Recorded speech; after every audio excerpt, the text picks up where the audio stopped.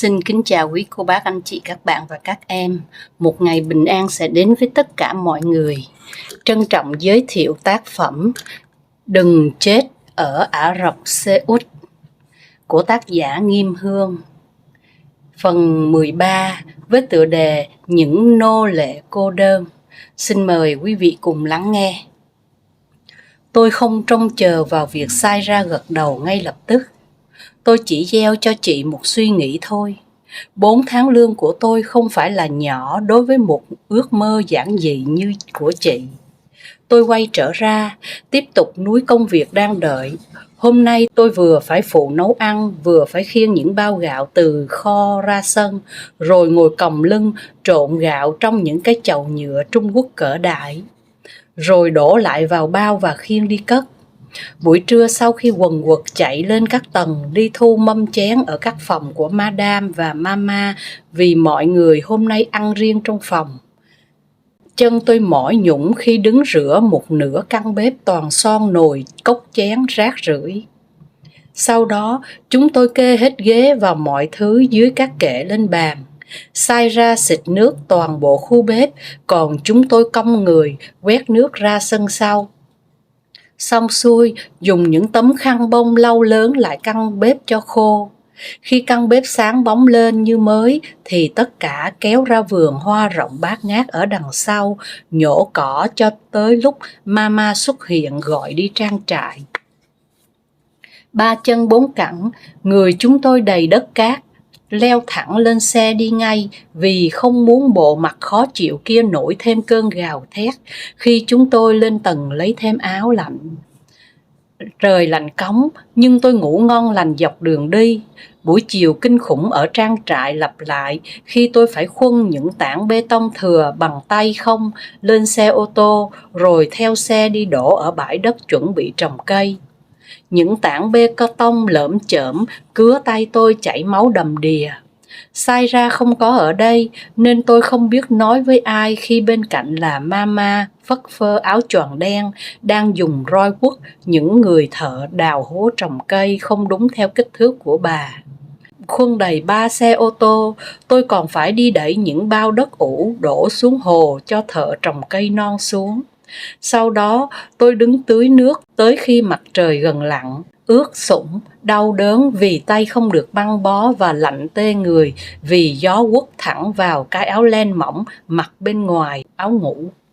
Ở trong bếp có hơi lửa còn ấm, ra tới đây tôi cóng đông cả người. Lúc gần về, Mama bảo tôi đi lùa gà cùng bà. Đàn gà mấy trăm con lỡ cỡ được thả ra cánh đồng gần đấy cho ăn rau ăn cỏ. Mama một đầu, một người da đen một đầu, tôi ở giữa, dùng roi lùa, hú dồn chúng về chuồng. Bà quất roi ngang người tôi hét lên, chỉ cho tôi chạy đuổi theo đám gà tách đàn bay tứ tung khắp nơi. Đau điếng, tôi chạy thục mạng, lùa thật nhanh để có thể được đi về. Tới khi những người khác bê những sọt rau và trứng chất lên xe của những người giúp việc, thì Mama mới chịu ngưng tay. Bà đi tới một chiếc trực thăng nhỏ đậu sau tháp nước. Papa đang đợi bà ở đó. Ông không xuất hiện ở trang trại, có lẽ ông ở bên nhà máy riêng của mình. Chiếc xe đưa chúng tôi về chạy trong tiếng ngáy điều điều của mọi người như thường lệ. Bất ngờ, Joe bỏ một tay ra khỏi vô lăng, lẳng lặng rút ra một chiếc bút ra ghi vào giấy đưa tôi. Có người ở trang trại rất thích cô có đồng ý không? Tôi nhìn lên, mặt Joe vẫn nhìn thẳng phía trước. Tôi cũng lẳng lặng lắc đầu.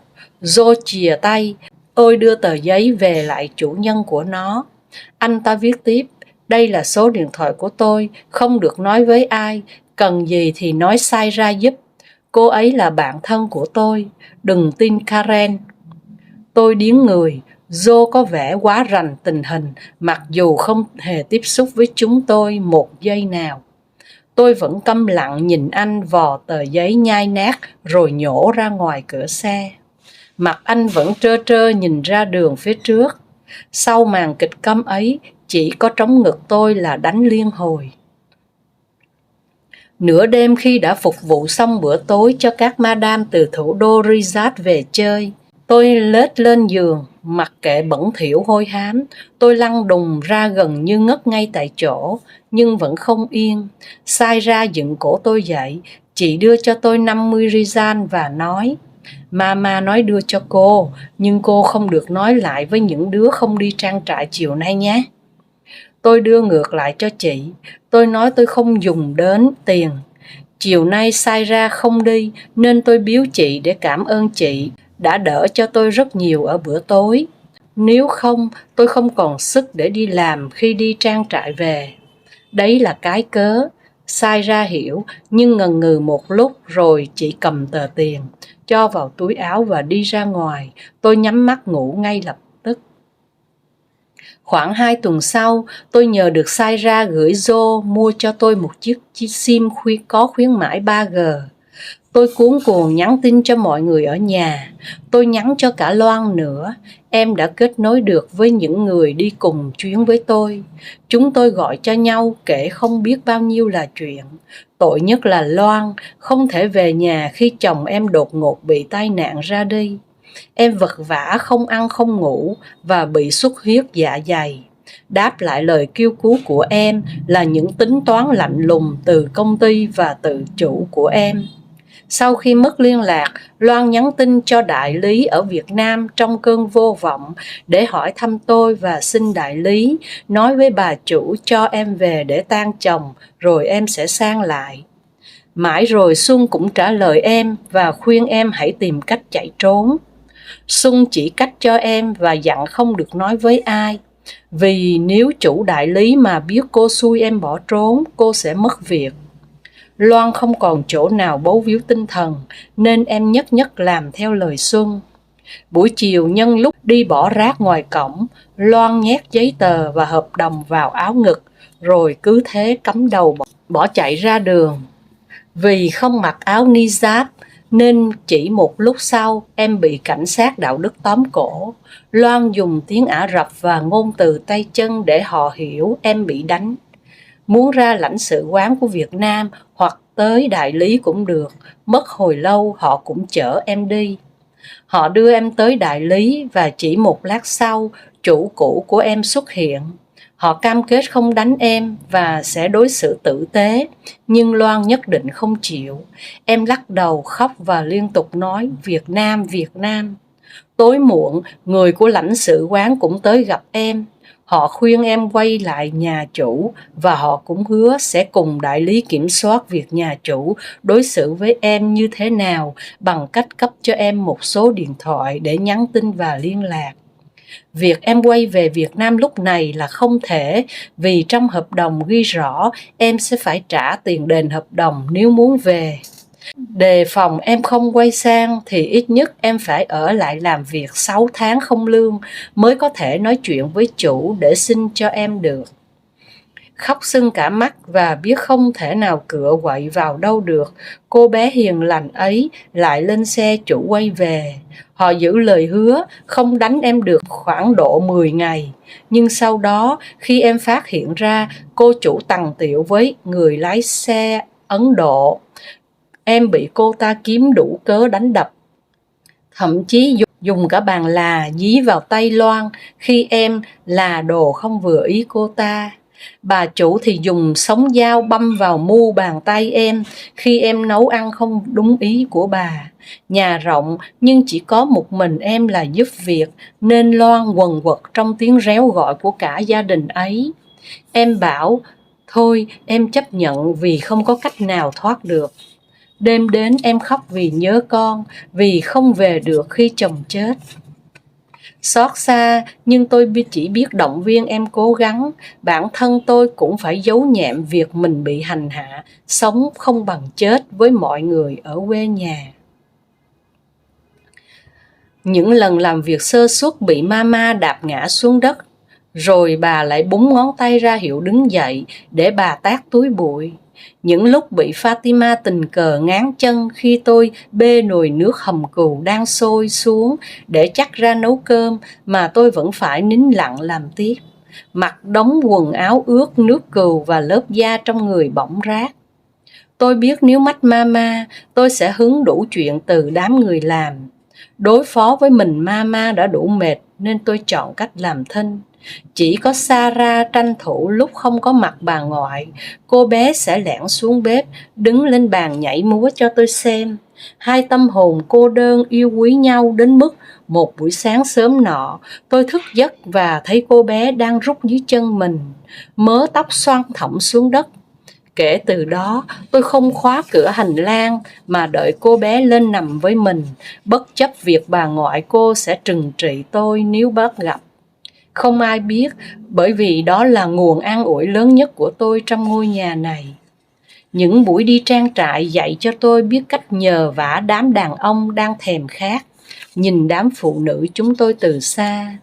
Giả bộ đổ rác hoặc giả bộ đi vệ sinh, tôi sẽ chạy thật nhanh ra chỗ họ và vẫy tay. Thế nào cũng có người tách ra khỏi tầm nhìn của mama chạy tới phụ giúp cho chúng tôi. Nếu mama xuất hiện, họ sẽ giả vờ như đứng tiểu tiện ở ngay đó. Cùng lắm sẽ chỉ bị quất vào mông và la hét vài câu vì không xin phép bà đã tự tiện đi vệ sinh mà thôi. Đổi lại họ sẽ có 10 hoặc 20 riel khi công việc xong xuôi. Tôi hay đưa tiền cho họ thông qua người quản lý trang trại tên Aman. Đó chính là người mà Joe nói thích tôi. Aman sẽ đưa tiền cho người làm của mình. Có lần tôi đưa tiền cho Aman phía sau cây trà là trong bóng tối nhập nhoạng. Cậu nhìn tôi rất lâu bằng đôi mắt lấp lánh. Rồi cậu cúi xuống lấy vòi nước tưới cây ngay dưới gốc, xịt sạch chân cho tôi và bỏ đi. Aman người Ấn Độ và còn khá trẻ. Tôi không biết phải diễn tả cho cậu như thế nào về hoàn cảnh của mình. Aman hẳn phải rất khôn khéo, thông minh và trung thành mới được giao quản lý cả khu trang trại mênh mông như thế này. Rốt cuộc, những buổi đi trang trại cũng không còn quá đáng sợ nữa.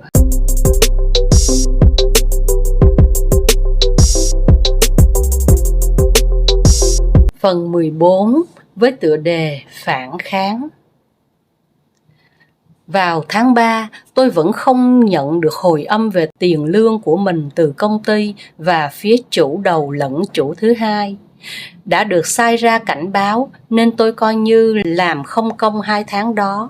Khi dịp Tết Nguyên Đán ở Việt Nam tới, tôi đã có thể làm các loại bánh thuần thục nhờ một cuốn dạy làm bánh bằng tiếng Anh mà mama đưa cho tôi.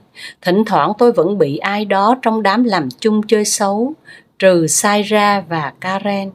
Khi tôi bị mama hắt cả lọ tiêu mới xay vào mặt chỉ vì tôi xếp các kệ đựng gia vị của bà trên cái xe đẩy không đúng vị trí. Lần đầu tiên tôi thấy Saira phản kháng. Chị nói với mama bằng tiếng Ả Rập, giọng rất nặng nề và dìu tôi ra vòi nước để rửa đôi mắt đang sưng vù lên vì cay. Rửa xong, tôi quay vào, mama vẫn ngồi yên trên chiếc ghế nơi tôi ngồi dưới đất xay tiêu. Bà nhìn tôi vẻ chán ghét không che giấu, ức chế đến cùng cực. Tôi lao vào xô bà ngã lăn xuống đất.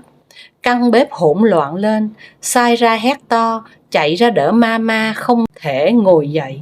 Chị quát vào mặt tôi, mama mới bị gãy xương, cô đẩy bà như thế mà gãy nữa thì cô nguy to đấy.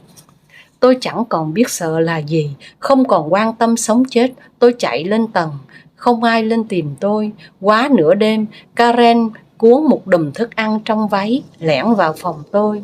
Chị đưa tôi một miếng gạt, nói tôi băng lại bên mắt đang bị chảy nước không ngừng.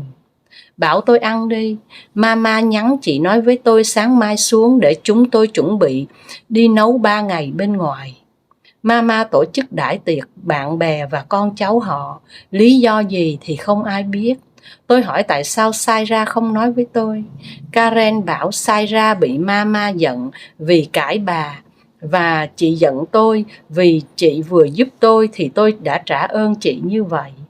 Ân hận vì nghe Karen nói thế, tôi muốn gặp Saira nhưng Karen ngăn lại. Tôi ăn tất cả những gì mà Karen đưa lên rồi nằm trằn trọc, ngẫm nghĩ về chuyện vì sao mama không trừng phạt mình.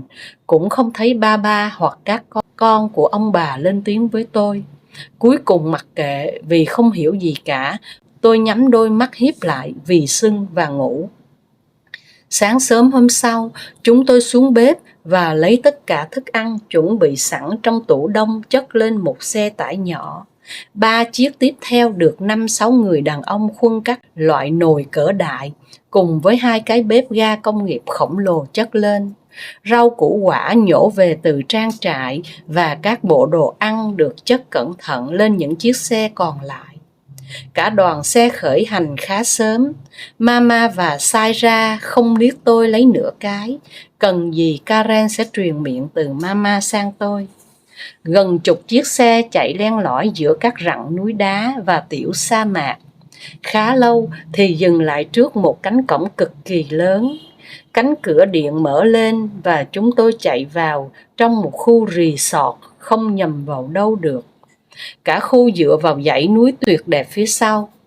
Các lối đi trải sỏi đầy hoa dẫn đến những căn nhà nhỏ xinh xắn nằm rải rác quanh hồ bơi. Trời vẫn lạnh nhưng không còn tái tê như những tháng trước, nên hoa mới nở được nhiều đến thế. Lạ là cả khu không một người phục vụ. Tôi thắc mắc khi bê đồ từ xe vào khu bếp. Karen ngắn gọn: năm nào Mama cũng có cớ tổ chức tiệc lớn hết. Nếu hơn 100 người thì làm ở khu hồ bơi cạnh sân sau nhà, còn hơn 200 người thì ba sẽ thuê nguyên chỗ này cho Mama mở tiệc. Tất cả người làm ở đây sẽ nghỉ hết, chỉ có người trong gia đình Mama mới được đặt chân vào đây trong những ngày ba thuê mà thôi. Đúng như chị nói, một lát sau kể cả đàn ông trong nhà cùng lái xe rút hết ra ngoài cổng. Một số đi về, một số nằm bên ngoài chờ Mama gọi. Một xe nước suối chở tới, tôi khiêng những thùng nước suối vào bếp và để ý thấy rất nhiều phụ nữ da đen mang đồ nghề pha ga òa với dụng cụ nấu nướng xuống một chiếc xe khác. Karen thì thầm: họ sẽ nấu và pha trà phục vụ các bà các cô mấy đêm. Chúng ta chỉ phụ thôi. Saira cũng sẽ nấu chính cùng họ. Mắt vẫn sưng nhức. Tôi đi tìm Saira để xin lỗi chị, nhưng dường như tôi nặng mùi lắm hay sao mà tôi xuất hiện ở đâu thì cái tạp dề màu xanh quen thuộc lại lất phất ở một ngã rẽ đâu đó ngay trước mũi tôi. Tôi đành quay ra phụ với những người còn lại. Khoảng 2 giờ chiều khách bắt đầu tới. Các mama và bạn của Mama Celia chủ nhà đem theo con và cháu họ. Đông nghẹt và ồn ào những nghi lễ chào hỏi xã giao. Những bộ ba gia trúc ra được những người giúp việc đi cùng đem cất vào căn phòng để áo. Ôi thôi là áo ren, áo lưới, áo crop top mặc với quần jean cục sát đùi trên của các quý cô. Họ đi giày thể thao và bất chấp trời lạnh tê người. Họ cứ hở hết cỡ và selfie khắp ngóc ngách của khu resort. Các mama già nhìn họ và cười rộn ràng. Một bộ loa thùng lớn được đặt trong sân cỏ, tiếng nhạc sàn giật đùng đùng và các cô, bao gồm các tiểu thư con chủ nhà ào xuống đám cỏ nhún nhảy sung sướng. Tôi đã liếc thấy những bộ đèn sisa được đặt riêng trong một căn phòng sát phòng tiệc chính. Tất cả chúng tôi sang phòng tiệc và bắt đầu công cuộc kê kích, trang trí cho mấy ngày đãi khách của Mama. Phòng tiệc chính gồm 2 căn phòng thông nhau đầy sofa êm ái. Giữa phòng, chúng tôi kê một dãy bàn dài, bày biện lên đó những món bánh thơm phức tự làm của các mama, các loại trái cây đắt tiền do các tiểu thư mua tới. Mama Celia đi ra đi vào, chỉ trỏ cho các sakala cách sắp xếp sao cho vừa mắt bà. Xong việc ở phòng tiệc thì trời cũng gần tối. Chúng tôi kéo nhau xuống bếp chuẩn bị bê đồ lên phòng ăn gần đó để Mama đãi khách trước khi vào cuộc vui chính.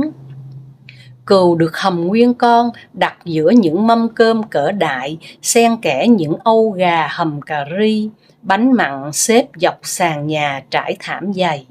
Nước ngọt được bê hàng thùng lên để sẵn. Bọn trẻ con được các nanny cho ăn cơm trước. Tôi nghe thấy một giọng Việt Nam: nhai lẹ lên đi con. Quay phát lại, tôi nhận ra đồng hương ngay lập tức. Chị mặc một bộ abaya đen sát đất, Tay chị ẵm đứa bé chừng hơn 1 tuổi đang bú bình, tay còn lại đút cơm cho một đứa khác chừng 5 tuổi. Ngồi bệt xuống vỉa hè ngoài cửa, chị liên tục nói bằng tiếng Việt giục đứa lớn ăn nhanh. Tôi bỏ dở công việc chạy lại chỗ chị. Đó là một người phụ nữ khoảng 50 tuổi, khắc khổ. Nghe tôi chào, chị ngước lên. Chúng tôi vội vã hỏi nhau. Tôi thèm được nói tiếng Việt ghê gớm, còn chị nước mắt cứ vậy mà tuôn.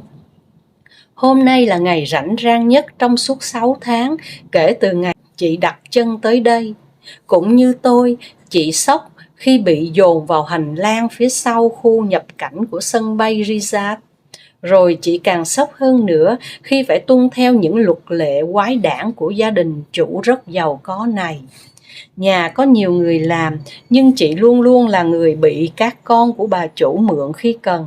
Có lẽ do chị không biết tiếng và là người mới, lại hiền lành, nên họ đưa chị đi liên tục. Thành ra chị phục vụ một lúc 5-7 chủ liền. Chị là người Bến Tre, đã là bà của mấy đứa cháu.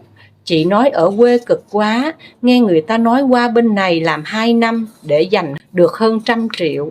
Chị tính đi kiếm tiền về phụ cho chồng cho con đỡ khổ. Chị đi lén, mãi lúc ra sân bay chị mới điện thoại về khóc dặn con lên Sài Gòn lấy hộ khẩu chỗ công ty mang về. Rồi suốt 6 tháng qua, chị khóc ròng rã mỗi khi đêm đến. Nhà chủ không có wifi, mà có cho chị cũng không biết dùng thế nào. Chị không có Facebook, không biết dùng mạng xã hội. Mỗi tháng chủ cho gọi về nhà một lần, nghe giọng chồng, giọng cháu, giọng con, chị lại nghẹn ngào. Tôi xin số điện thoại bên này của chị. Chị lục túi áo bên trong cho tôi số của chủ chị và số của nhà chị ở Việt Nam. Hai đứa bé đồng loạt khóc váng lên, chỉ tay về phía bãi cỏ, nơi mẹ nó đang nhún nhảy trong điệu nhạc remix dưới ánh điện rực rỡ giăng đầy các lối đi. Lật đật đứng lên, chị chào tôi rồi tay ẵm đứa bé, tay kéo đứa lớn. Chị đi nhanh tới phòng chơi của bọn trẻ con gần đấy. Tôi cũng vội vàng quay xuống bếp để tiếp tục bê đồ ăn lên. Các lò sưởi đã được đốt lên trong phòng tiệc chính và các phòng còn lại. Bên ngoài các đống lửa cũng đã cháy rực dưới sân. Chúng tôi chạy như con thoi, mệt đứt hơi với những tiếng gọi liên tục từ các mama và madam.